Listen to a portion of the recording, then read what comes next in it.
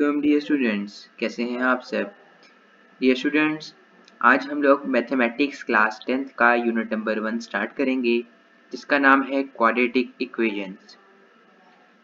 सबसे पहले quadratic equations की डेफिनेशन को देखते हैं।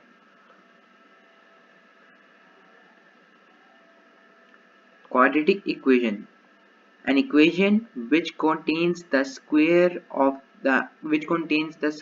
of a known quantity, यानी variable, but no higher power is called a quadratic equation or an equation of the second degree. Students, यहाँ पर हमें एक बात बताई गई है।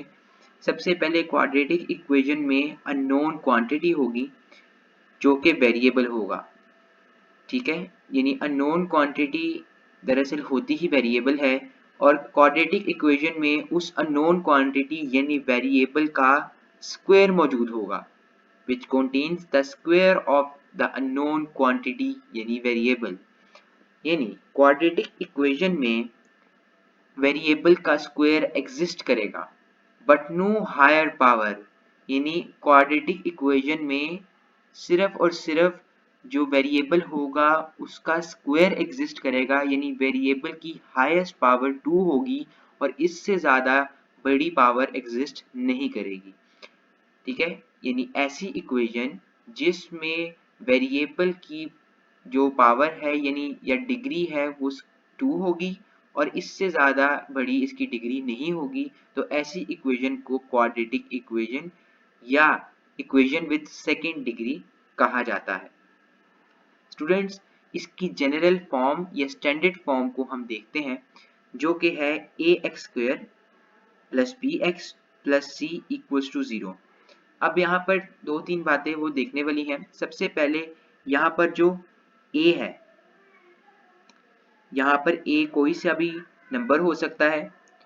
फिर उसके बाद जो x है ये वेरिएबल है, ठीक है, वेरिएबल और उसका स्क्वायर, ठीक है, वेरिएबल और उसका स्क्वायर। फिर b है और उसके साथ वेरिएबल है जिसकी पावर 1 है और उसके बाद कांस्टेंट है, ठीक है, और फिर उसके बाद ये 0 = 0, क्योंकि इक्वेशन है तो ज़ाहिर बात है दोनों साइड्स मौजूद होंगी।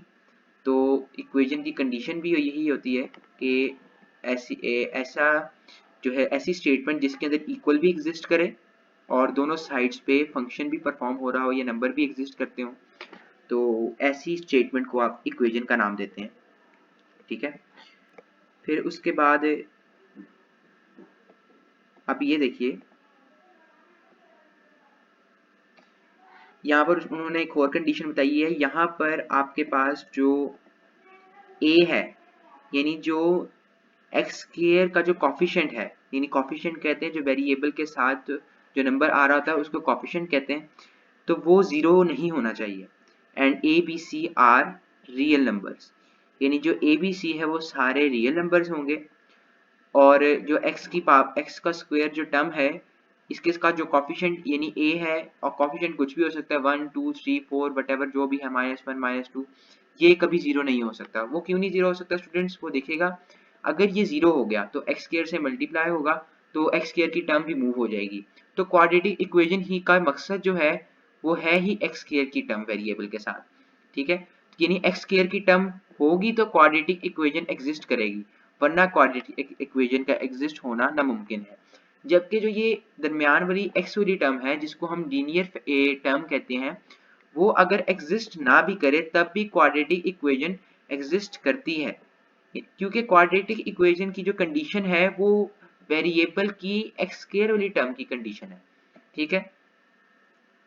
तो इसलिए लीनियर फैक्टर का जो है वो अगर लीनियर जो आपके पास नंबर है या लीनियर जो आपके पास टर्म है वो मौजूद ना भी हो तो वो क्वाड्रेटिक हो सकती है। x² वाली टर्म और साथ कांस्टेंट और इक्वल टू 0 हो तो ये भी क्वाड्रेटिक इक्वेशन हो सकती है। लेकिन अगर दरमियान में अगर ये x² वाली टर्म ही मौजूद नहीं होगी तो क्वाड्रेटिक इक्वेशन का एग्जिस्ट होना नामुमकिन है, तो वो क्वाड्रेटिक इक्वेशन नहीं होगी, ठीक है, क्योंकि क्वाड्रेटिक इक्वेशन के लिए स्क्वायर की टर्म होना लाजमी है। Okay, is that clear students? चलें, सो वी मूव ऑन, हम आगे चलते हैं।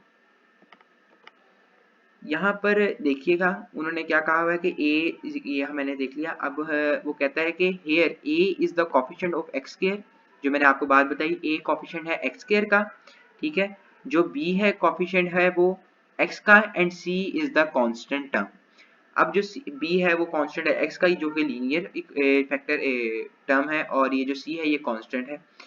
The equations x square minus 7x plus 6 equals to 0 and 3x square plus 4x equals to 5 are example of quadratic equation। बिल्कुल ठीक है, ये बात हमें समझ आती है। इसके बाद जो उन्होंने नीचे चीज बताई है वो देखने वाली है। सबसे पहले ये है, उन्होंने कहा कि जो x square minus 7x plus 6 equals to 0, ये आपके पास स्टैंडर्ड फॉर्म में एग्जिस्ट करती है। स्टैंडर्ड फॉर्म या जनरल फॉर्म जिसको हम कहते हैं उसमें एग्जिस्ट करती है, जबकि जो 3x square minus 4x plus 5 है ये स्टैंडर्ड फॉर्म में एग्जिस्ट नहीं करती। इसका क्या मतलब है, स्टैंडर्ड फॉर्म में क्यों नहीं एग्जिस्ट करती? स्टूडेंट्स आपको पता है कि जो स्टैंडर्ड फॉर्म है उसका जो क्राइटेरिया है वो है A x square plus B X, ठीक है।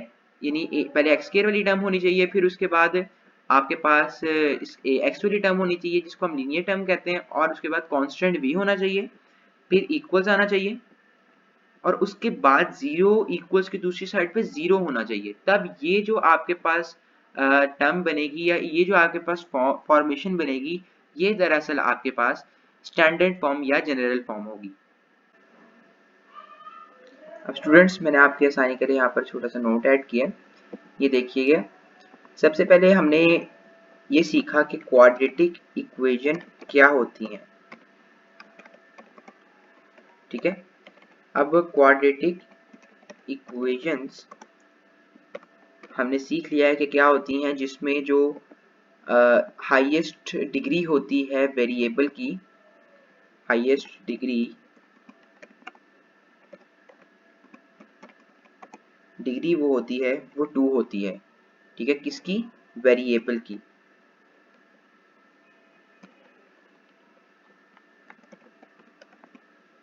वेरिएबल की जो हाईएस्ट डिग्री होती है वो 2 होती है, ठीक है। वो क्वाड्रेटिक इक्वेशन होगी।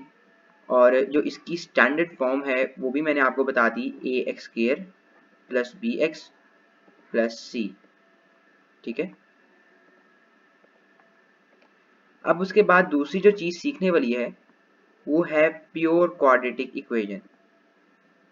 स्टूडेंट्स अब देखिएगा गौर से कि प्योर क्वाड्रेटिक इक्वेशन किसको कहा जाता है। प्योर क्वाड्रेटिक इक्वेशन उस क्वाड्रेटिक इक्वेशन को कहते हैं। अब ये मेरी बात ध्यान से सुनिएगा, प्योर क्वाड्रेटिक इक्वेशन दरअसल होती क्वाड्रेटिक इक्वेशन ही है, लेकिन उसके अंदर जो लीनियर टर्म होती है, लीनियर टर्म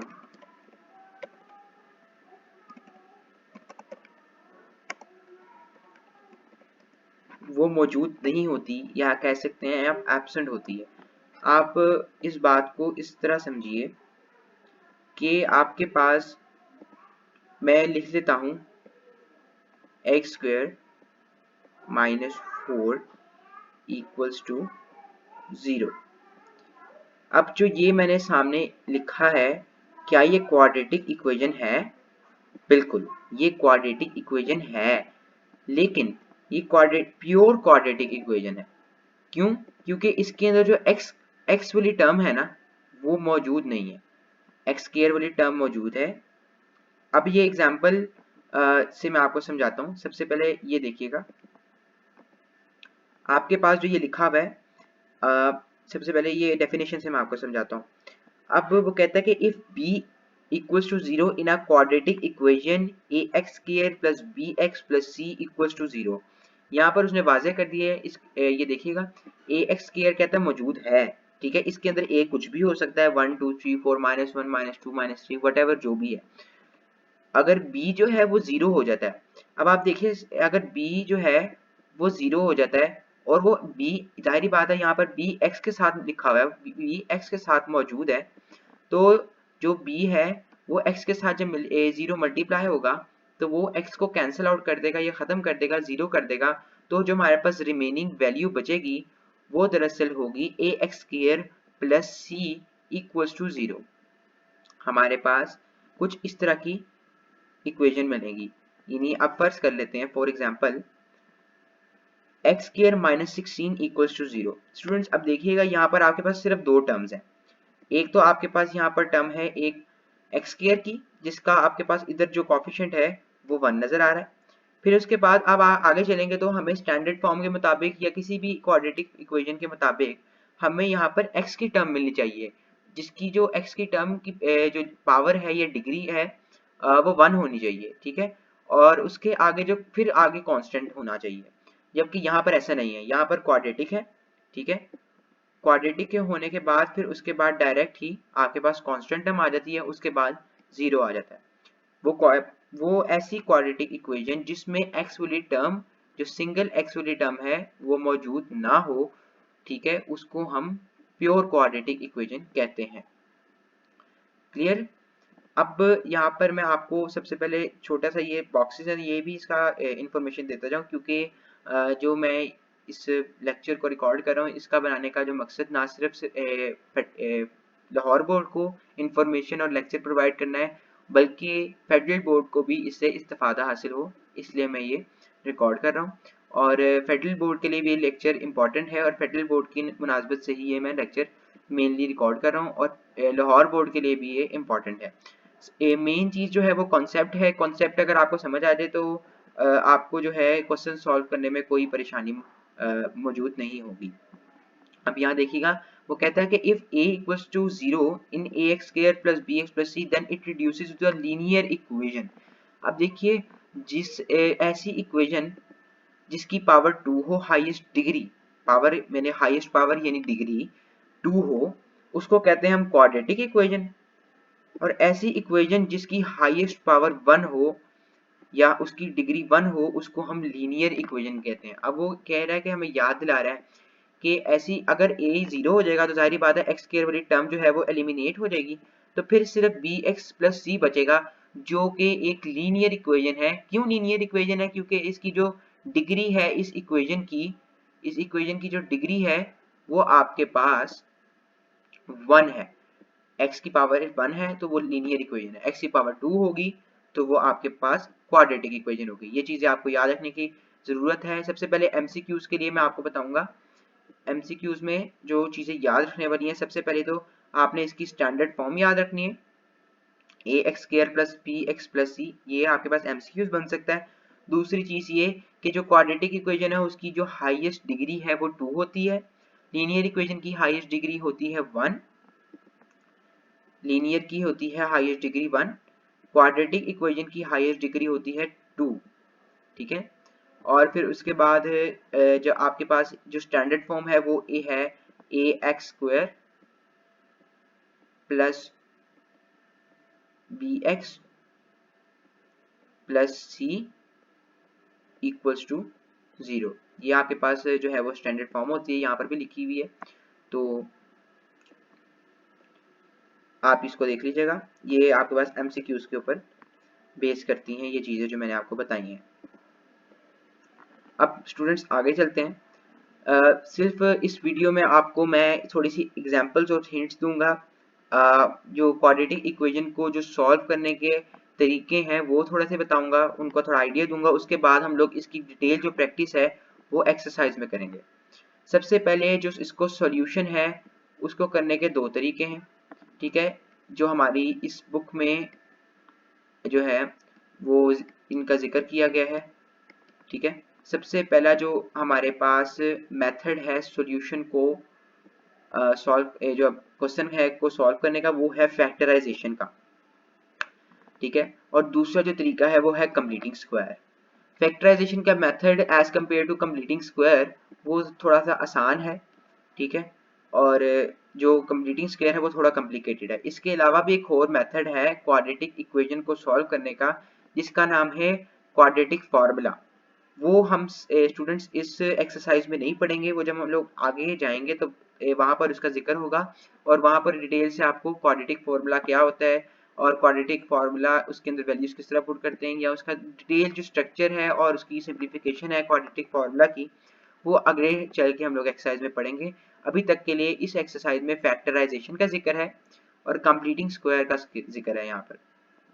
ठीक है, सबसे पहले हम फैक्टराइजेशन को देखते हैं। सबसे पहले कोई क्वाड्रेटिक इक्वेशन गिवन हो और उसकी फैक्टराइजेशन से उसका जो आंसर है वो निकाला जाए, तो इस प्रोसेस को फैक्टराइजेशन कहते हैं।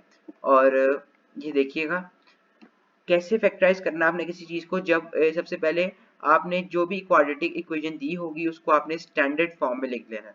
ठीक है, स्टैंडर्ड फॉर्म में लिखने के बाद आपने उसको सॉल्व करना है, फैक्टराइज करना है उसको। इसका मेथड आपको बताते हैं। फैक्टराइजेशन में भी बहुत से मेथड आते हैं, जिनमें से एक आप 9th क्लास में पढ़ के आए, मिडिल टर्म ब्रेक करना। वो भी बहुत आसान मेथड है, लेकिन वो तब अप्लाई होता है जब आपके पास फैक्टराइजेशन के लिए बेहतरीन मौके मुयसर होते हैं। अब ये देखिएगा, वो कहता है if two numbers r and s can be found for the equation such as r plus s equals to b and rs equals to ac, then ax square plus bx square plus c can be factorized into linear factors। ये complicated थोड़ी सी बात है। अगर मैं आपको इसको simplify करके समझाऊं या मैं आपको अपने अंदाज से समझाऊं तो सिर्फ इतनी बात है कि अगर आप के पास कोई क्वाड्रेटिक इक्वेशन गिवन हो, जैसे कि कोई भी क्वाड्रेटिक इक्वेशन चाहे वो स्टैंडर्ड फॉर्म में है या किसी भी फॉर्म में गिवन है, चाहे आपके पास ये एक्स स्क्वायर माइनस 16 ही क्यों ना गिवन हो, ये इस फॉर्म में क्यों ना गिवन हो, अगर इसके पास हाईएस्ट पावर या इसकी डिग्री जो है वो 2 है, तो फिर इस ये क्वाड्रेटिक इक्वेशन है और क्वाड्रेटिक इक्वेशन को फैक्टराइज करके लीनियर फैक्टर्स इसके फॉर्म कर सकते हैं। लीनियर फैक्टर्स कौन से होते हैं?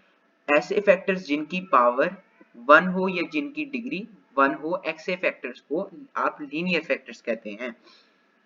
ठीक है, अब उसके बाद सबसे पहले क्या है, वो कहता है कि सबसे पहले इन्होंने एग्जांपल के तौर पे यहाँ पर एक इक्वेशन दी हुई है क्वाड्रेटिक, जिसको मैं आपको सॉल्व करके बताता हूँ, दिखाता हूँ। ये सॉल्व तो की है, मैं आपको समझा देता हूँ। सबसे पहले यहाँ पर solve the quadratic equation 3x square plus 3x square minus 6x equals to x plus 20 by factorisation.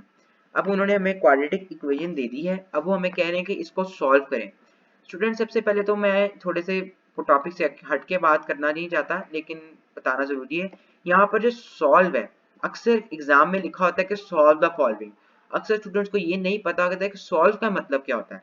Students इसको जरा जेरे गौर रखें कि जो दरअसल जो सॉल्व का मतलब है, उसका मतलब होता है,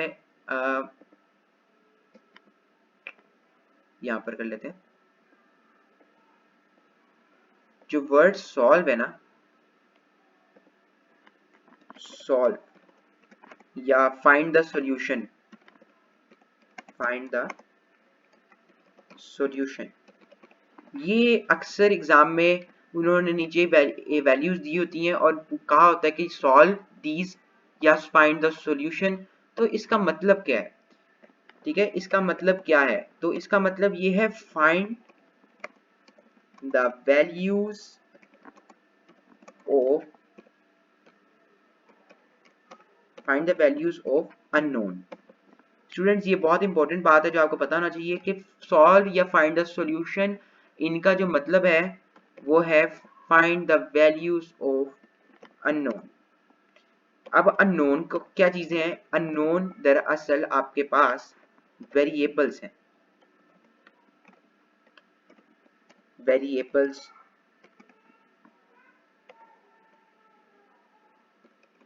यानी जो वेरिएबल्स होंगी उनकी जो वैल्यूज आप फाइंड करेंगे वही आपका सॉल्यूशन है, या वही उस मेथड को आपने जो किया है वही आपका सॉल्यूशन या सॉल्व मेथड है। ठीक है, अब वो मेथड आपको ऊपर क्वेश्चन में बता भी सकता है कि आपने इस मेथड से सॉल्व करने हैं, जैसे कि उसने इस क्वेश्चन में बताया हुआ कि फैक्टराइजेशन से सॉल्व करें, तो आपने फैक्टराइजेशन के जरिए इसको सॉल्व करना है। ठीक है, अब एक और इम्पोर्टेंट बात है, फैक्टराइजेशन जब आप सॉल्व करेंगे तो सबसे पहले आपको मेथड पता होना चाहिए। एग्जाम में भी आप सबसे पहले जो आपको बेहतरीन चीज आती है आप वही करते हैं। तो सॉल्यूशन में आपके पास वेरिएबल्स हैं। वेरिएबल्स कौन से हो सकते हैं? वेरिएबल्स हमारे पास x भी हो सकता है, ठीक है, वेरिएबल आपके पास y भी हो सकता है, वेरिएबल आपके पास z भी हो सकता है। अक्सर और अक्सर व बेशतर जो है हमारे लेवल पे एक्स वाई जी को ही वेरिएबल कंसीडर किया जाता है और इनकी वैल्यूज को ही मालूम किया जाता है। तो चलिए स्टूडेंट्स आगे चलते हैं। अब हम लोग फैक्टराइजेशन का मेथड जो है वो डिस्कस कर रहे थे। फैक्टराइजेशन के मेथड में आपके पास सबसे पहले इक्वेशन आएगी, उसको आपने क्वाड्रेटिक इक्वेशन की जो स्टैंडर्ड या जनरल फॉर्म है उसमें कन्वर्ट करना है। ठीक है, अब यहाँ ये जनरल फॉर्म नहीं है, आपको पता है अच्छी तरह कि जो क्वाड्रेटिक इक्वेशन की जो जनरल फॉर्म है वो है ax² plus bx plus c equals to 0। Students ये जो जनरल फॉर्म है, सबसे पहले आपने जो भी गिवन है आपके पास क्वेश्चन, उसको इस जनरल फॉर्म में कन्वर्ट करना है। ठीक है, इस जनरल फॉर्म में कन्वर्ट करने के बाद आपने इसको फर्दर आगे सॉल्व करना है। अगर ये पहले से ही जनरल फॉर्म या स्टैंडर्ड फॉर्म में कन्वर्टेड है तो फिर आपको करने की जरूरत नहीं है, आपने सब जो है सिंपली सबसे पहले इसको लिखना है और आगे सॉल्यूशन जो है आपने उसका स्टार्ट कर देना है, उसको सॉल्व करना स्टार्ट कर देना है।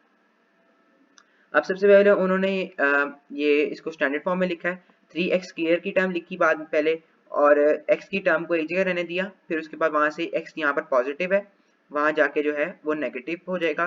ठीक है, तो ये कुछ इस तरह बनेगा, ये कलर इस्तेमाल कर लेते हैं, ये 3x स्क्वायर था। ठीक है, माइनस 6x आ गया और उसके बाद वहां पर पॉजिटिव का x है तो यहाँ के नेगेटिव का x हो जाएगा, ये माइनस x आ जाएगा और वहां पर प्लस पॉजिटिव 20 है तो यहाँ पर आगे नेगेटिव 20 हो जाएगा। 20 इक्वल्स टू वहां पर कुछ भी नहीं है तो अब उसकी वो अपनी जगह 0 छोड़ देंगे या 0 आ जाएगा।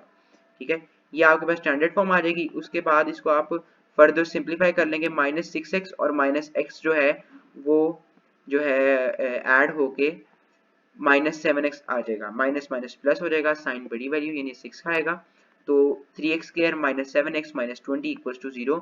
ये आपके पास स्टैंडर्ड फॉर्म आ जाएगी। पहला स्टेप आपने जो है वो सक्सेसफुली सॉल्व कर लिया है। ठीक है, उसके बाद स्टूडेंट्स आपने क्या करना है कि देखना है इसने फैक्टराइजेशन में मिडिल टर्म जो है मिड टर्म ब्रेक करने का जो मेथड है उसको इस्तेमाल किया है। ठीक है, मिड टर्म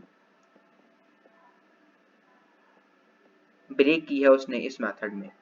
ठीक है, मिड टर्म ब्रेक अगर आप लोगों ने पहले नहीं पता कि मिडिल टर्म या मिड टर्म ब्रेक का क्या मेथड है तो आपको हमारी वीडियो में भी मिल जाएगा, लेकिन मैं यहाँ पर दोबारा से रिवाइज करवा देता हूँ कि सबसे पहले आप लोगों ने जब आपने स्टैंडर्ड फॉर्म में कन्वर्ट कर लेना है, उसके बाद जो कॉफिशेंट्स हैं तीनों वैल्यूज के, एक्स स्क्वायर वाली टर्म के, एक्स वाली टर्म के और जो कांस्टेंट टर्म है उनके जो कॉफिशेंट है विद देयर साइंस, उनको आप लोगों ने अलग कर लेना है।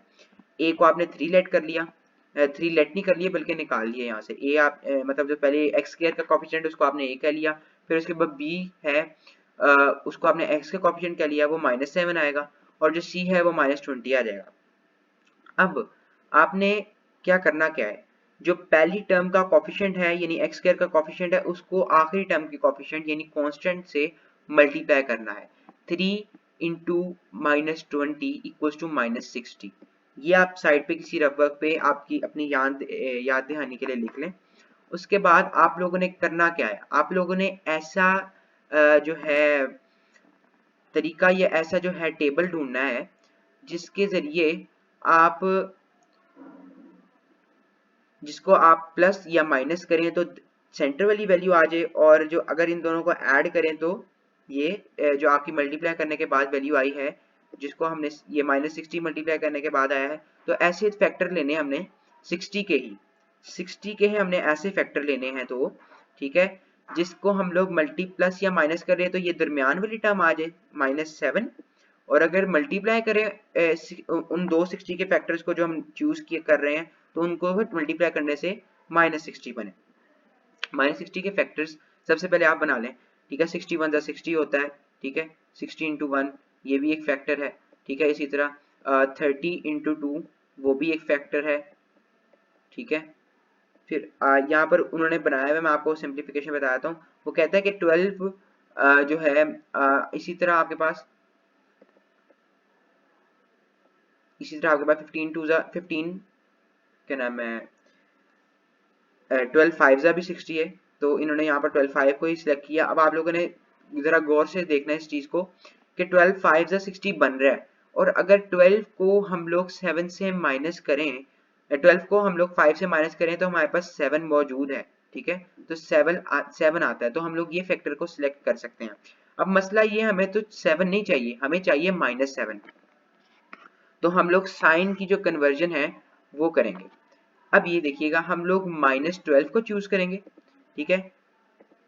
हम लोग फैक्टर तो हमें पता लग गया कि 12 5 60 भी होता है, और 12 और 5 को प्लस या माइनस करने से आपके पास 7 भी आता है, ठीक है। 12 5 60 ये फैक्टर आपके पास बन रहा है, ठीक है। तो आप इस तरह करें कि 12 और 5 को मल्टीप्लाई करने से जो 60 आ रहा है और इनको प्लस माइनस करने से भी 7 आ रहा है, लेकिन हमें चाहिए क्या, -7 चाहिए। तो ठीक है, हम लोग कोई मसला नहीं है, हम लोग जो बड़ा फैक्टर है, बड़ा जो आपके पास फैक्टर है, यानी 12 और 5 में से बड़ा डिजिट है वो 12 है, इसके साथ जब हम लोग माइनस लगाएंगे, ठीक है, और 5 के साथ प्लस लगाएंगे, तो ये एज इट इज जब जब सॉल्व होगा -12 + 5, तो ये हमें देगा -12 + 5, जो हमें देगा वो रिजल्ट होगा -7 का, और यही हमें चाहिए, ठीक है। तो यूं हम लोग मिडिल टर्म ब्रेक करके फैक्टर्स बनाते हैं, और वो फैक्टर चूज करते हैं जिनको प्लस माइनस करने से आपके पास सेंटर वाली यानी एक्स वैल्यू आती है, ठीक है, और जो मल्टीप्लाई करने से आपके पास जो आपके पास आंसर आया होता है वो आया होता है, ठीक है। जैसे कि यहाँ पर 3 और -20 से मल्टीप्लाई करने के बाद -60 आ रहा है, इसके हम लोग फैक्टर्स बना लेंगे। -12 और 5 की जब हम लोग फैक्टर 12 5 से 60 हम लोग देखते हैं कि यार इसका फैक्टर बन रहा है, तो इनको प्लस माइनस करने से भी 7 आ रहा है, फिर हम लोग साइन की कन्वर्जन करते हैं, यानी अगर साइन माइनस का है तो बड़ी वैल्यू के साथ आप लोगों ने मिडिल टर्म का जो अगर माइनस का साइन है तो आपने बड़ी वैल्यू के साथ माइनस का साइन लगा देना है, और दूसरे को उसके मुताबिक चेंज कर देना है। अगर हमें यहाँ पर फर्स्ट कर लेते हैं 17 रिक्वायर होता है, तो हम लोग -12 -17 रिक्वायर होता है, तो हम लोग -12 -5 कर लेते हैं, तो ये -17 बन जाता। इसी तरह आपको मतलब एक साइन को आपने किस तरह जस्टिफाई करना है कि जो आपके पास मिडिल टर्म का जो साइन है वो आपने बड़ी वैल्यू को दे देना है, और दूसरा उसको देखते हुए दूसरे को साइन दे देना है, ठीक है। अब -12 + 5 = -7, ठीक है, एंड -12 × 5 = 60, ये दोनों चीजें मिडिल टर्म की जो कंडीशंस हैं उनके ऊपर पूरा उतरते हैं, ठीक है, मिडिल टर्म की कंडीशंस पे पूरा उतरते हैं, ठीक है। तो उसके बाद इसलिए हम लोग मिडिल टर्म के लिए इसको एक्सेप्ट कर सकते हैं। अब वो कहता है कि the equation can be written as, अब हमने अगला स्टेप क्या करना है, मिडिल टर्म हमें फैक्टर्स पता लग गई, हमने ए टू जी वर्किंग कर ली, ठीक है। आपने क्या करना है कि 3x² जो हमारे पास एज इट इज पहली टर्म है उसको लिख लेना है, ठीक है। उसके बाद आपने क्या करना है, फिर दो फैक्टर्स बनाए, -12 इसके साथ भी x आएगा और 5 के साथ भी x आएगा, क्यों, क्योंकि 7x के ही तो फैक्टर हैं ये दोनों, इसलिए -12x + 5x को हम लोग जब दोबारा हम लोग जो है सॉल्व करेंगे तो -7x दोबारा बन जाएगा, तो वही चीज हमारे पास दोबारा फॉर्म हो जाएगी, और यही मिडिल टर्म को पहचानने का बेहतरीन तरीका है। अब यहाँ पर देखिए, आप यहाँ से क्या कॉमन आ रहा है, यहाँ से 3 भी कॉमन आ रहा है और x भी कॉमन आ रहा है, 3x आपने कॉमन ले लिया इकट्ठा, तो यहाँ पर क्या बच गया, 3x - 4 बच गया। अब इधर आप देखिए आपने सही कॉमन लिया भी है कि नहीं, ये देखने के लिए आप इसको जरा दोबारा मल्टीप्लाई कर सकते हैं। 3x को 3x से मल्टीप्लाई किया तो 3x² बन गया, तो 3x को -4 से मल्टीप्लाई किया तो -12x बन गया, आपने यहाँ से ठीक कॉमन लिया है। फिर प्लस यहाँ से क्या आ रहा है कॉमन, यहाँ से 5 कॉमन आ रहा है, ठीक है, +5 हमने कॉमन ले लिया, यहाँ से x - 4 यहाँ पर आ रह गया। अब यहाँ पर देखिएगा स्टूडेंट्स, जो आपके पास यहाँ पर कॉमन जब आप कॉमन ले लेंगे, जो यहाँ पर जो वैल्यू बचेगी वही यहाँ पर वैल्यू बचेगी, ठीक है। x - 4 अगर यहाँ पर कॉमन बना है तो वहां पर भी x - 4 ही कॉमन रहेगा, ठीक है। तो 3x + 5 ये डिफरेंट वैल्यूज है, यहाँ पर 3x + 5 में से x - 4 दोबारा कॉमन आ रहा है, तो आप उसको कॉमन ले लेंगे, 3x + 5 सेपरेट बचेगा, और यहाँ पर 0 एज इट इज आता जाएगा अप टू डाउन, ठीक है। अब उसके बाद आपके पास 3x - 4 भी, ये जो आपके पास x - 4 है ये भी 0 को इक्वल है, ठीक है, क्योंकि आपस में मल्टीप्लाई हो रहे हैं। फिर उसके बाद जो 3x + 5 है ये भी 0 के इक्वल है। इससे क्या होगा, आपके पास आप x की दो वैल्यूज निकाल लेंगे, जो दो पॉसिबल सॉल्यूशंस हैं वो आप निकाल लेंगे, x माइनस फोर को हम जीरो के साथ जब x minus four equal to zero जब होगा तो x यहाँ पर माइनस फोर जो है वो माइनस एक्स के साथ वहां जाके प्लस हो जाएगा, तो x की जो वैल्यू होगी वो हमारे पास आ जाएगी 4। हमारे पास ये एक पॉसिबल सोल्यूशन आ जाएगा। फिर है 3x प्लस 5 है, यहाँ पर प्लस का 5 है, वहां जाके माइनस 5 हो जाएगा। ठीक है, 3x इक्वल्स टू माइनस 5 आ जाएगा। फिर उसके बाद जो x यहाँ पर x के साथ जो है वो 3 मल्टीप्लाई हो रहा है, वहां पर जाके डिवाइड हो जाएगा। तो जो हमारे पास x का जो दूसरा पॉसिबल सोल्यूशन है वो बनेगा -5/3। तो ये दो पॉसिबल सॉल्यूशंस हैं x के, जिसको आपने फाइंड करना था। और दरअसल वैल्यू हमें जो दी जाती है, find the value of unknown, मतलब जो गिव द सॉल्यूशन या find the value of unknown, तो ये भी वही चीज थी जो हमने फाइंड करनी थी। यही दो वैल्यूज हमारे पास आंसर में आनी थी और यही हमारा सॉल्यूशन है। तो स्टूडेंट्स, एंड पे आप लोगों ने इसका जो है सॉल्यूशन सेट भी बनाना है। ठीक है, शॉर्ट क्वेश्चन होगा तो आपने सॉल्यूशन सेट ए बना के एंड कर देना है, नहीं लॉन्ग क्वेश्चन होगा तो चेक भी कर सकते हैं आप। चेक किस तरह करते हैं? चेक आपको पता है, हमने पिछली वीडियोस में भी बताया कि आपने जो एक्स की वैल्यूज आपके पास आई होती हैं उनको सिंपली जो है जो एक आपकी इक्वेशन आपके पास होती है उसके अंदर पुट कर दें आप, तो एंड पे जो दोनों साइड्स होगी वो इक्वल आ जाएंगी, तो वही आपके पॉसिबल सॉल्यूशंस होंगे। ठीक है, और इसके अलावा कोई तीसरा सॉल्यूशन एग्जिस्ट नहीं करेगा।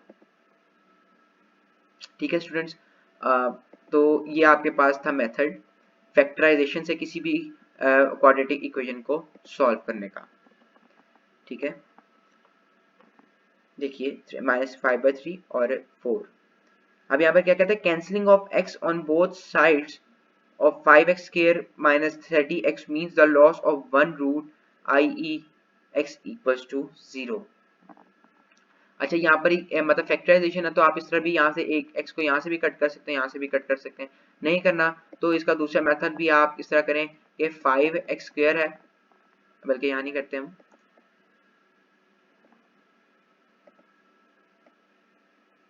ये देखिए उसने क्या कहा है, कहता है कि 5x square equals to 30x। कहता है कि वो आप इसको अगर हम लोग x को यहाँ से या ऐसे करके x की पावर 2 से इस तरह कैंसिल करते हैं तो इसका मतलब ये होता है कि आपने एक रूट को कैंसिल कर दिया है और यहाँ पर x का मतलब जो रूट कैंसिल हुआ है उसका वो 0 आंसर आता है। इसको हम आगे देखते भी हैं कि मतलब ये कैसे पॉसिबल हुआ है। तो मैं आपको सिर्फ बता रहा हूँ, ये देखें 5x square equals to 30x, ये है। अगर हम लोग यहाँ पर ये x जो है पॉजिटिव का वहां जाके माइनस हो जाएगा, इस तरह भी कर सकते हैं हम, ये देखें 5x स्क्वायर